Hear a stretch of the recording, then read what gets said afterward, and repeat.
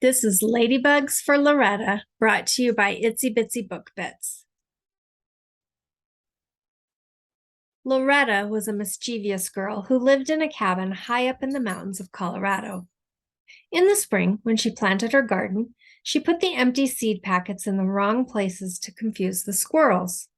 In the summer, she hid among the pea vines and made jungle noises to scare away raccoons. Then she ate all the sugar peas and didn't leave any for dinner. In the fall, she climbed the apple tree and sat on a branch, munching ripe red apples. When her mother wheeled the hay-filled wheelbarrow below her, Loretta pretended she was a monkey and swung down onto the pale yellow hail. Her mother was so surprised she roared like a lion. But one winter, Loretta was the most mischievous of all. That was the winter of the ladybugs. One day, Loretta was out collecting pine needles to mulch her strawberry patch. She saw something red peeping out from behind a loose chunk of bark on a spruce tree. She investigated and saw hundreds of ladybugs huddled together. Next, she turned over a rock that was beside the tree. Underneath, she found even more ladybugs. She scooped up the ladybugs, put them in her pine needle bag, and brought them home to show her parents. "Look what I've brought for our garden," announced Loretta. "Garden's in the middle of winter?" asked her mother. "We'll just have to save them for spring," decided Loretta. As she spoke, the ladybugs in the top of her bag flew out into the room. The warmth of the cabin had made them hungry. "Quickly, Loretta, put them in the refrigerator," said her mother. Loretta put the ladybugs into the vegetable drawer beside the lettuce. Then she giggled. "Mommy, now they'll eat all our food." "No," explained her mother. "Ladybugs are only hungry when they are warm. All during the cold winter, ladybugs just stay still in one place and don't eat anything. When warm weather comes in the spring, then they eat aphids and other bugs that could ruin our garden. Ladybugs are our friends." Every day after that, all winter long, Loretta went walking among the tall pine trees looking for ladybugs. Within a month, her refrigerator was so full of ladybugs, there wasn't enough room for groceries. "Loretta," said her father, "I know you have all these ladybugs here, so we will have lots of food in our garden next summer. But we've got to have food now, too." "Let's give ladybugs to our neighbors," decided Loretta. Soon her neighbors' refrigerators were full of ladybugs, too, and it was only halfway to spring. "Loretta," said her mother, "we don't need any more ladybugs. Our neighbors don't need any more ladybugs. Please leave some ladybugs to fly to other people's houses when spring comes." "But they might go to a garden where people spray poisons, and then they'd get killed," protested Loretta. "I know," said her mother, "but no matter how hard we try, we can't save all the ladybugs." So Loretta stopped putting ladybugs in refrigerators. Instead, she put ladybugs with their stones around the outhouse. She made a sign that read, "Don't walk on the ladybugs."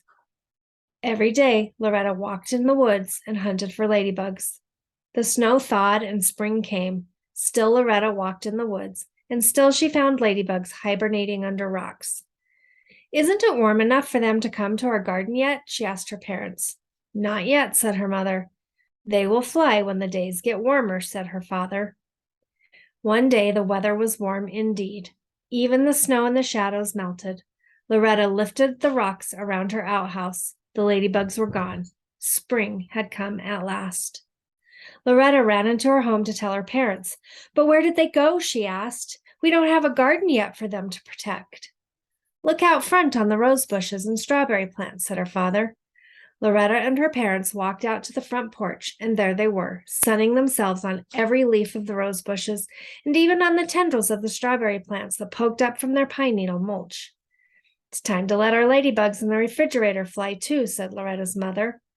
Loretta and her mother and father took all the bags of ladybugs from the refrigerator and opened them on the back porch. A cloud of red wings rose and danced around them. Soon the ladybugs joined their friends in the front yard. When Loretta returned to the kitchen, her mother opened the refrigerator and smiled at the empty shelves. "Look," she cheered, "now we've got room for rhubarb pudding." "Wait till we fill up the refrigerator with harvest from the garden," said Loretta.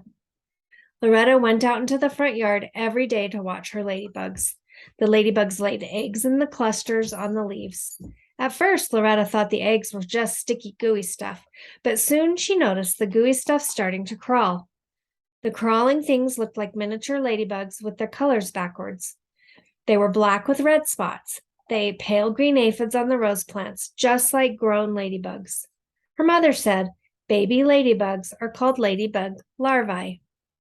A few weeks later, the tiny black ladybugs with red spots stopped moving.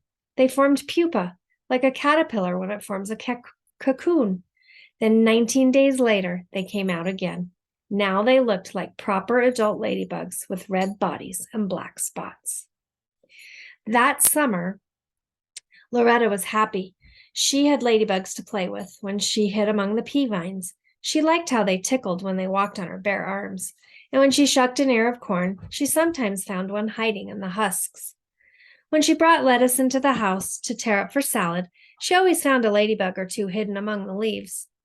Loretta, her mother would tease, did you bring more ladybugs home? Just for dinner guests, Loretta teased back. That fall, Loretta had her best harvest ever. She and her mother and father spent weeks harvesting and canning and cutting and drying and harvesting some more. One day when the garden was nearly bare and frost was near, Loretta went out to play with her ladybugs. She couldn't find them anywhere, not on the leaves or on the stalks, not on the vines or on the flowers. Loretta cried.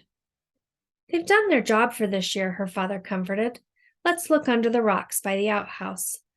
Loretta and her father went over to the outhouse, and Loretta lifted up a rock.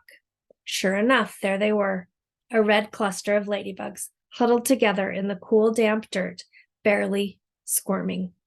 It's time for them to rest, said her father. You can play with them again next spring.